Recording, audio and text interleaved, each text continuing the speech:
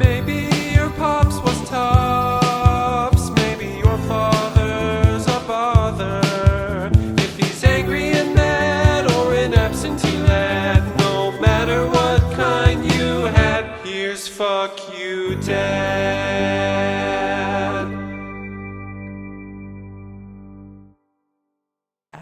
This is what happened. I sent him a clip of the podcast, and it was a clip I thought he would like. It was Ryan. It was of Ryan DePaulo's episode of him talking about the vaccine. No response whatsoever. Nothing. Is it the first time he saw the title of the podcast? No. He's known about the podcast a couple months back. And he listened to an episode, and he was like, I get it. Like, you're trying to get through whatever it is I did to you with the podcast, whatever. If you can make it in comedy with this, good. But, like, he keeps asking about the Patreon. He keeps asking, like, how much money are you making? Because that's his whole thing. That's such a dad thing to do. That's his whole thing. You making money? You making money? Yeah. I could be killing hookers. My dad's like, you making money, though? Yeah, I'd be like, yeah. He'd be are like, you taking their money from them, at least? But this is an episode with Chris Greico. Chris, how are you, man? I'm good. I'm okay. What's going on? See, the soft open wasn't as smooth. But, I enjoyed it. I thought it was going great, but I felt bad for interrupting. But no, that was you're perfect. a delicious host. It was perfect. I am a delicious host. You are. Here's the thing about this episode is Kenyon's out of town once again. He's crushing it. I mean, if you're in Iowa going to one of these shows, I'll be there this weekend. But he loves the corn-fed people, and he loves screaming at them. Kenyon's getting too hot to be talking to corn-fed people. Yeah, Kenyon got hot. He got hot, man. And I don't know how to take it, dude. I made fun of him for the earrings, but he stood his ground. Mm-hmm. He said he was going to take him out as soon as he got here, but he never did. Okay, that's not he's crossed the threshold. I watched a little bit of the podcast he did with Joe Madoff. That dude, Kenyon, 6 months away from a back tattoo. Like a hot guy back tattoo. He's going to go in a little drunk. He's going to crush the show. Here's what's going to happen. He's going to crush the show. Yes. He's going to be like with his new friends, not like you, anybody here. No. He's going to start making new friends. New friends. They're all going to look pretty good. Yeah. And then he's going to, they're going to be crushing it on the town. They're going to go into a tattoo parlor. He's going to choose something off the sheet. He's going to be like, I pulled off these earrings. Yeah. I got that. I don't know what that's called, but the line in the side of your head. Yeah. And then that's called I spent an extra $8 on my haircut to get a line shaved in my head. That's what it is. Listen, I like that he's looking more and more like a Dominican every day, and I think that he's gonna get a tattoo, and he's gonna usurp all the hot boys in the scene, dude. He said he wanted let him know, which is like a comedy mantra that we do in cookout letters. Have you ever been to a cookout? His brain hasn't caught up to hot guy mindset yet. That's a bad idea for a tattoo. It's a bad tattoo. Yeah, he hasn't been hot for a long time. He doesn't understand that it's like he needs a pattern. Have you seen pictures of him when he was in high school? No. Chubby. Pudgy Chubs? Kid. Husky plus. Woo. Yeah. Wow. He has that, and if you really, that's interesting because he's not fat at all. No. He's a thin guy, but you understand it if you see him around a box of hot and spicy Cheez-Its, that pudgy high schooler comes out. The way he devours snack food, you're like, oh, you have it in you. He's talking to him like this, like there's snacks on the table, and you're talking to him. He's like, yeah. Oh, he's fully, yeah. And he just keeps looking at the snacks. Might as well be a pair of tits. And then he's just like completely like distracted by them, can't focus on anything else. Will ask for more if the bowl is empty. Yeah. I hate that he's not a part of this episode. I'm just using it to talk shit about him. But that's right. Kind of funny. This is my test. Does he listen to the ones that he's not on? I don't know. We're about to find out. He's gonna be like, he's like, did you talk shit about me with Chris fucking Greico? Yeah. What is our podcast? What is this? Number one, Chris Greico's on the podcast, and then it's gonna be like, then you use that podcast to talk shit about me because you knew I wouldn't listen. That was a good Kenyon. Do you do voices at all in your act? Not really. I mean, kind of like a little, not a little bit. I'm trying to do it more now. I'm trying to do it more alone. I know that sounds like the opposite of what comics usually do. Yeah. It's like you leave your voice phase. Yeah, yeah. But No. I'm trying to just make it a little less monotone. Everything is a little less monotone. You know what I mean? Because everything. You do have a you got kind of one of those. It's it's a droner. I know. My voice kind of sucks and it's nasally, so anytime I can get away from it, like I feel like it's a nice break for the audience. Do you remember one of the first times we met? And then we'll talk about dads, I suppose. But one of the first times we met, we did a show at like Hamburger Mary's when that was still a show. Oh, I remember that show. Yes. And then I was leaving, and you messaged me. We had not talked before. You're like, I got like a tag for you, and I was like, okay, well, I'm at the train station. You're like, I'll tell it to you later. Then like a month goes by, and you come up at like a mic, and you at the B stage in Comedy Bar. You're shit faced. Yeah. That sounds like me. And you come up and like you look around the table and then you get to me, you go, oh. And I'm like, what's up, man? And you're like, I got a tag for you. And I'm like, what is it? You're like, I don't remember. I was like, it's nice to meet you. I was about to say it's because a I was pleasure. like, it's a pleasure to meet you. I was like, God, because I remembered the first part of it, and then I was excited because I was like, oh, I did remember it, but I obviously I didn't remember it. It's okay, man. I do that all the time when I, especially like after I do a set and I have a couple beers and I sit back and watch the show. It's that like relaxed mindset of like I just got up, I'm having a beer. That puts me in a good space for like writing, and it's always other people's material going on.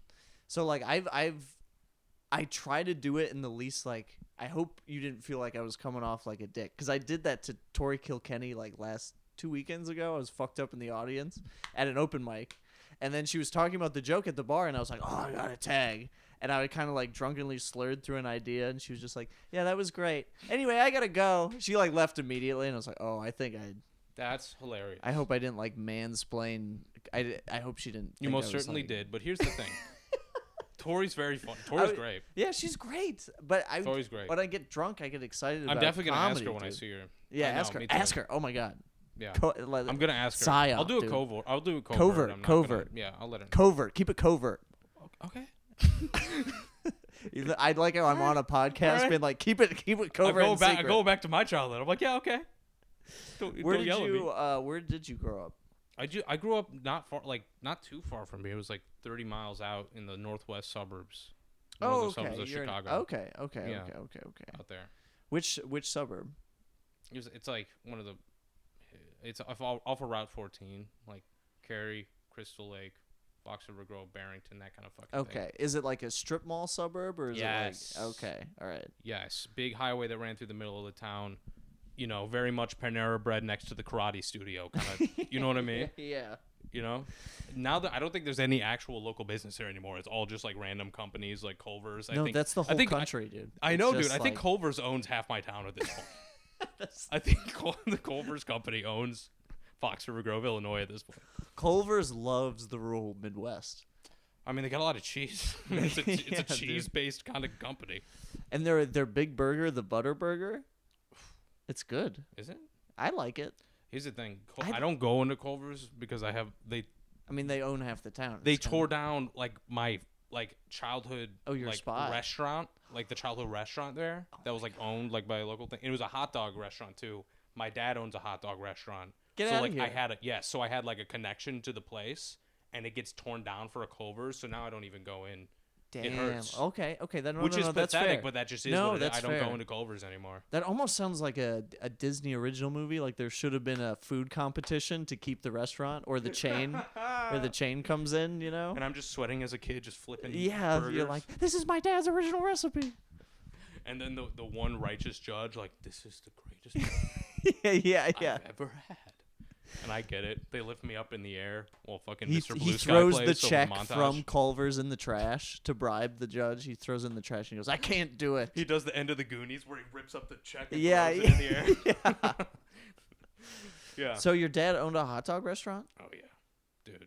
And so you worked in her hot dog restaurant for a while. I mean, it was like, well, here's the thing. So it's not like my days were spent in the hot dog restaurant because I don't know if you know this about working in fast food. It sucks. I've worked in the fastest fast food place I've worked in was a Panera. I actually worked at a Panera. Yeah.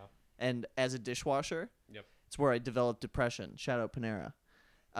'Cause I was in a wet corridor, and think about how many dishes per customer Panera is. You get a plate, you get a soup bowl, you get a salad bowl. They got a lot of silverware, man. Dude, a lot of They silverware. got a lot of silverware, man. And I would just sit and they're back all different there. sizes because you'll get like a bowl and a plate and another plate and a whatever else, and then all the fucking forks and shit. I had to watch a training video. It was the worst. But You know, I've worked in food before where I'm like literally doing the math. I'm like, okay, 2 bowls per order, and I'm thinking of the horse shit that I have to do later. Yeah. And it didn't help. It was the first Panera in Fargo. No, it was the first Panera in North Dakota. So it's a big deal.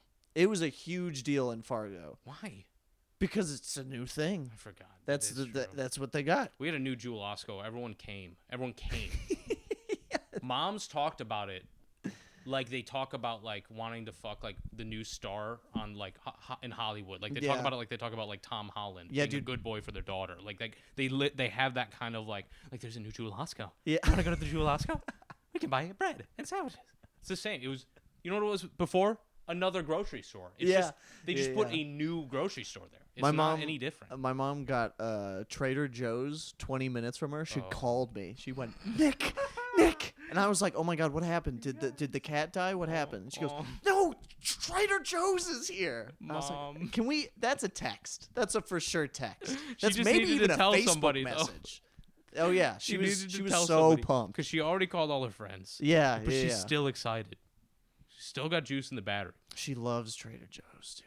I think every person once they give birth in the hospital, like something chemically happens in their brain where they're like, I gotta go to Trader Joe's. I fucking love it. I don't like how much of a weird old man I've become living on my own because I like Trader Joe's. And you know what I even like more than Trader Joe's? Yeah. This is the worst and makes me kind of hate myself more than comedy. Is I love Target. Like, I go into Target and I go, yes. Like, that's my inner monologue. I'm like, yes. I go to the clothes section. I go, you know what my inner monologue? They just have everything I need. Like, that's like what I say to myself. And I Target this, socks and underwear I'm wearing right now, all from Target. They all fit nice and snug. That's it. See, that's why corporate America. And I bet you go to your apartment and you watch documentaries and you're like, man, this corporate country, I can't stand it. But then you're like, but if anybody fucks with Target, I will shop at Target while listening to Rage Against the Machine. That's how while the you're cognitive in the machine. dissonance in my head I is know. unmatched. No, I know. I'm the same way. Like I'm always like, man, we can't keep like dealing with Amazon. Like this is not. We gotta shop with. You gotta keep money circulating in your community. But then I'm on Amazon every day buying shit. I can't stop. Well, it's too good. It comes to your door It's really good. the next day. Pretty nice. I'm a big fan. Okay, so he owns a hot dog place. Yes, we're talking about dads. Yes. Was that like was that like a fun memory for you, the hot dog place, or was it a lot of stress? Here's what it is. I feel like that's a lot of stress owning a restaurant. Here's what it is. It's he hated it. He hates it to this day. He hates the restaurant. He hates working in it. So it makes a very interesting dynamic because he used it as a punishment tool. Very effective. Oh, interesting. So if I fucked up in school, which was a lot, I would go to for the summer. Like if it was really bad, like for the summer, I would go and like work there multiple days a week. Would you still get a check? He would pay me. Sometimes he wouldn't, depending on how bad it was. Like if it was like if it was like I was going out like for a while, like I would get paid a little bit, which was nice because it's kind of giving you the vibe of like working and then you get paid for having to work and not all jobs are good. So you kind of get that. I can't imagine how bad a hot dog would taste if a teenager spitefully made it for no money. Like, let me tell you, piece of shit dad. Like, dude, that's who's working. That tastes terrible. I was never ultimately, because here's the thing with working, when you work in places like that, and I'm sure you had that at like Panera or whatever, like the shittier place you work, like the more fun the people can be. Oh, absolutely. So like I truly believe in that. I loved everyone that worked there just busted each other's balls. Yes. And were so aggressively funny. People like naturally so fucking fun. To this day, there are people in the comedy scene where I'm like, dude, there are people that work at Lulu's. Oh, 100%. That are fucking so much funnier than this guy. I've thought like people always say like, oh, comedian, like you must have taken some shit, like you got a raunchy kind of. It's like, no, I've taken more hits and like talked more shit at work like waiting tables and stuff. Yeah. That community of workers, I mean, it's a blast. Because the work is it's that foxhole bad. humor or whatever it is. Yeah, you know what I mean? Yeah, exactly. Because it's like it made me when I would like leave, like even though the work sucked dick and it was like so long, you drive all the way out to the city and just fucking work for hours and then like drive back. Oh, his restaurant is in the city. Yes, so like every day is a. So Can we he's just plug a it? bitter what? Can we plug it? Go to Lulu's Hot Dogs. It's great, but here's the thing. I'm about to tell you some gross. Okay. It is a great listen. I will say I'm about to talk a lot of shit about Lulu's. The food is actually very good. No bullshit. But here's one thing that okay, so this is where like I kind of like wished my friends were funnier like this. Like we would just do. I couldn't believe some of the shit you can get away with. Like there was a thing because it's a hot dog place. You have hot dogs in broth, and they get like our skin. They get pruny if they sit in the broth for too many hours, and then you're supposed to throw them away. So my dad, I'm like, hey dad, these are all fucked up. I remember my first time like at the hot dog station, on the line. I'm like, these are all fucked up. I gotta throw them away. He goes, you're not fucking throwing those away. He goes, you take the fucking hot dog, you put it up there, and we put it on like in the corner, like so it's still warm, like of the thing. And he's just like, just keep it there, and fucking if I say candidate, then you fucking put it in a dog. I was like, what? He goes, let me show you what I mean. So then a lot of crackheads come in. Okay. So a lot of crackheads would like come into the restaurant and stuff because it's kind of on the west side and like some Yes. And so people would come in and they'd be like, hey Don, he'd be like, what's up Joey or whatever, Yeah. And he'd be like, one candidate, and then I would take that pruned up hot dog. He called it a candidate? One candidate, because there was a code for everything you wanted to do. Anytime you wanted to do something fucked up or weird, there was a code. He also had it for every race. There was a new code, just so he could be racist without getting yelled at. I'm not going to... Like, a bunch of black people come in, he goes, 3 la. So he just called him la. I mean, it was, like, the most crazy... He was so, like... That is crazy. It was crazy, That's but so also, fucked like, up. dude, it was just... It makes me laugh to this day that it existed. I know I'm supposed to be like, that is horrifying. But, like, the idea that... I think they still do it. I think they just still have their We'll have to code. go see. Yeah, if you're black, going to Lulu's. If you go to Lulu's and he goes, go get a candidate, just leave. No, take it. But here's the thing: you don't serve those to normal customers. No. Everyone's gonna be mad. Right, you right, get right. it. You give it to the people who treat you like shit. With like It's the newspaper equivalent. pants. Yes, it's the equivalent of like the guy spitting in your burger, but it's on the front, so you can't. You have to be more discreet. Yeah. So you take the shitty thing and you cover it. The trick was you cover it in mustard entirely, Yeah. so no one could see the pruning. God, I love it. And then you put the rest of the toppings on, and that's what we would use for like dudes who would like come in and like do free work. Okay. There were like drug addicts that would come in and like they would do like some work like randomly if he needed shit done. He'd be like, we need a fucking, there's a thing fucked up in the back. Right. If you can go and mop up, like I'll feed you. Like I'll give you some food. See, that's actually that's not bad. That's better than throwing it away. It is, but then he would also do crazy shit where it would be like, and I asked him about this recently, but I remember him being in the back and he had these like the kitchen scissors, and he was cutting up the candidate hot dogs. He was cutting them up at the end of the day, making little tiny cubes. And I go, "What are you doing?" He's like, "I'm putting them in the chili." I go, "What?" He's like, "I'm putting them in the fucking chili."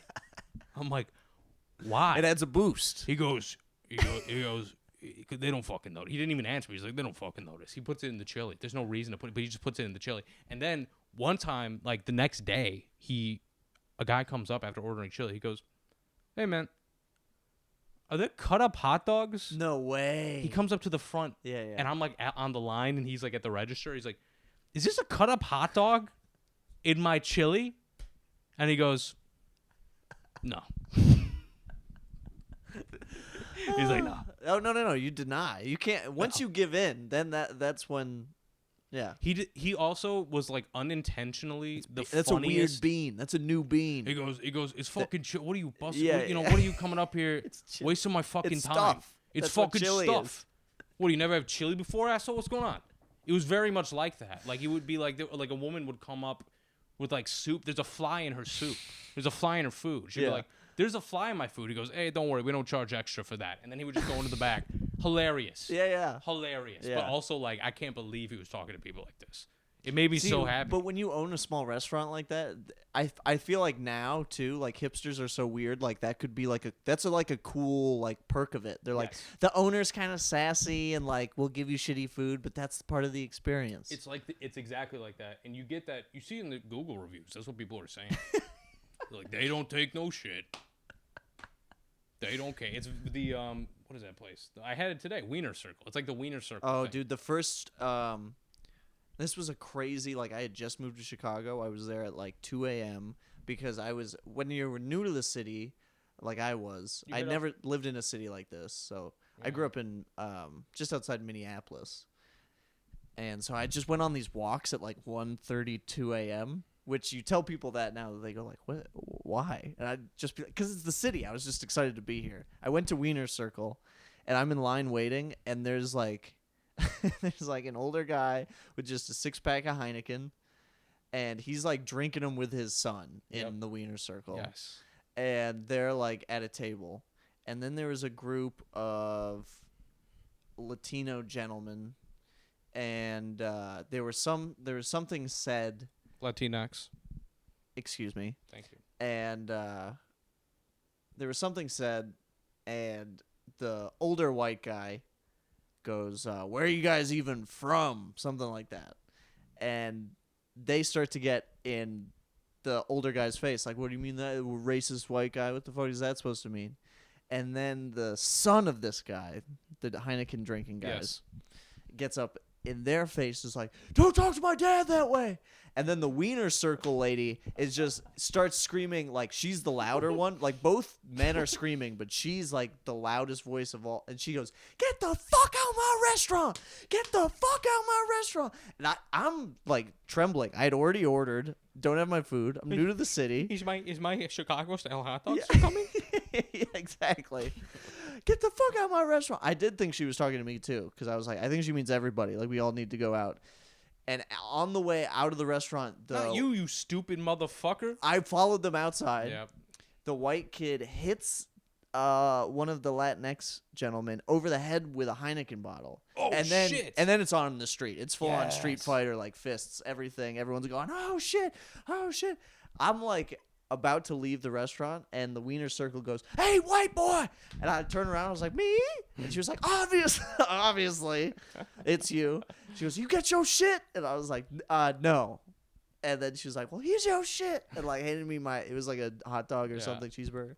I ran all the way home, but I mean, that's how you fucking handle that stuff, though. Happy. She handled that whole thing without even leaving behind the restaurant. No, yeah. I've watched my dad literally take homeless men by the nape of their neck like a Tom and Jerry cartoon and throw them into the street because they're bringing the whole fucking shopping cart of nightmares into the stink cart into the.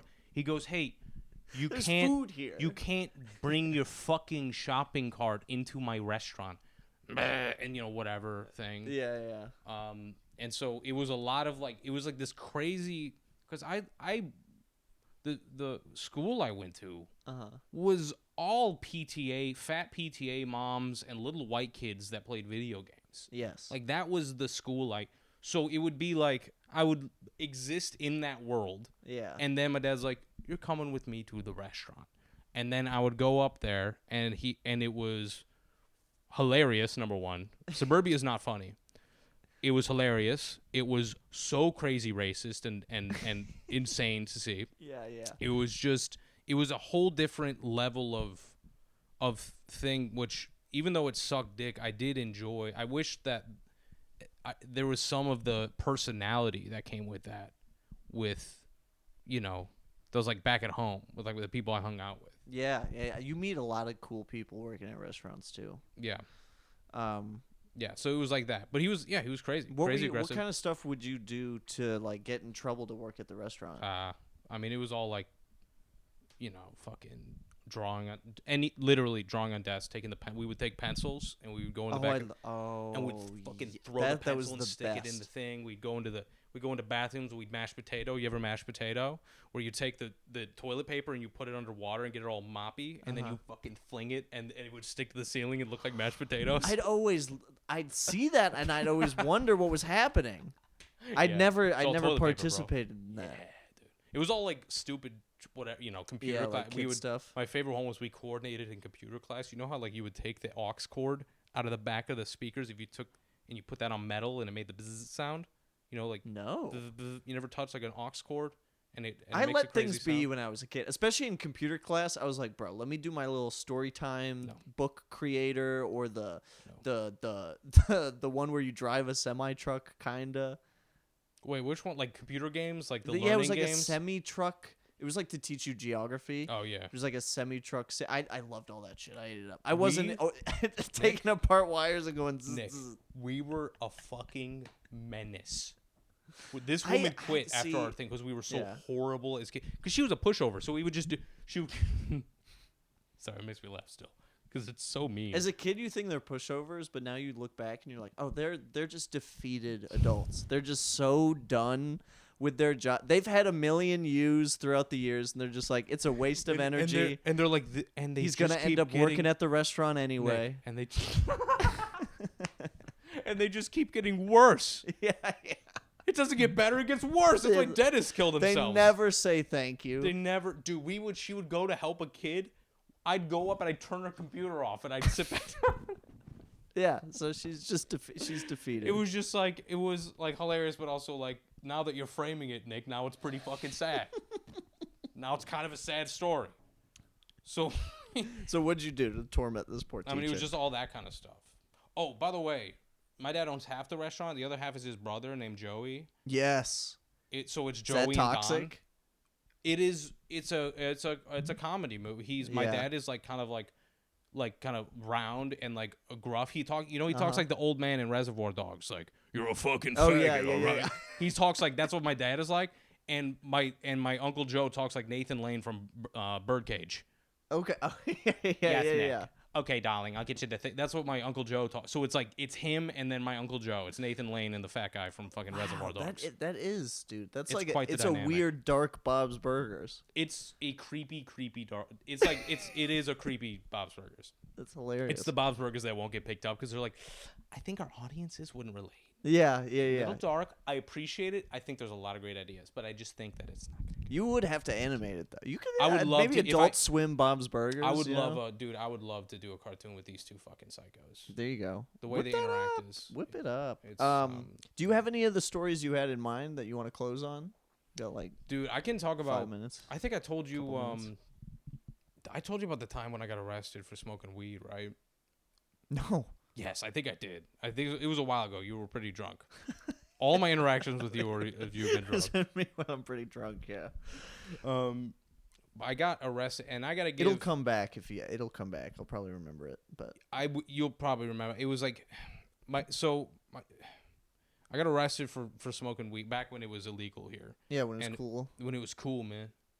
It was Get at cool as me. shit. I kind of miss Got those days a arrested. little bit. But these fucking pigs, dude. Yeah, I used to be ACAB, cool. bro. Now I'm just annoying to everybody. Yeah. Like, ugh, someone's smoking weed on the sidewalk again. I wish it was cool. I wish it was like, ooh, but it's not. Yeah, there is kind of like the fun is out of it. Yeah, Now everyone's it's more just of like, a real ugh, medication. Really? Here? Everyone wanted it to be real medication, and now that it's real medication, everyone's like, oh, medication's just like sad and annoying. Yeah. You know? Yeah. And so I got arrested for it. And to give my parents a little bit of credit here, they were very cool about it when they're usually not. Any reaction with the pops growing up, Yeah. all of it, screaming. Yeah. Top of the lungs Me screaming. too. And so this was the one time I'm like, hey, mom is upstairs. I go, hey, when mom gets down here, we gotta talk. I'm 18, so they didn't get the call. I was able to. Yeah. Everyone else was 17. They all got the call at 3 a.m. I was lucky, so I got to tell myself. And so I was like, listen, when mom gets down here, I got to tell you. He goes, you tell me right the fuck now what the fuck happened. I was like, yeah, I got arrested for smoking weed. He goes, fuck you fucking. All right, Jaggy. When your mother gets down here, tell it to us like it's the first time telling it to us, like so I don't know. And I go, why did you need to know? He goes, I don't know. I just fucking wanted to make sure everything's okay. I was like, okay. So my mom comes down. I go, hi, like the fucking episode of The Office where he has to redo the speech again. Oh, I'm like, yeah. hi everybody. I got arrested for smoking weed, and my dad's like, oh fuck, and he's like acting. And my dad's usually not cool about this kind of stuff. But he was really cool about this one. Almost too cool, because then he goes, go upstairs, get your fucking shit, and bring it down. I know you got shit upstairs in your fucking room. Go get it and bring it down here. Yeah. It's the shakedown, dude. It was the shakedown. I was getting raided. But here's the thing, I knew. I had the day to prepare because the previous day I got arrested. So most of my shit, I gave it to my friend. So I just had, basically all I gave him was like a lighter and like some weed and a hitter box. And I go, here's my shit. Yeah.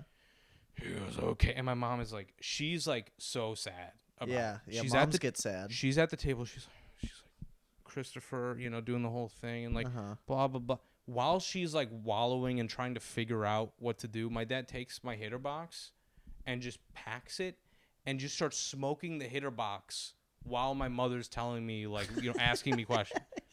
And my mom goes, what the fuck are you doing? He goes, I want to see what the fucking kid's smoking.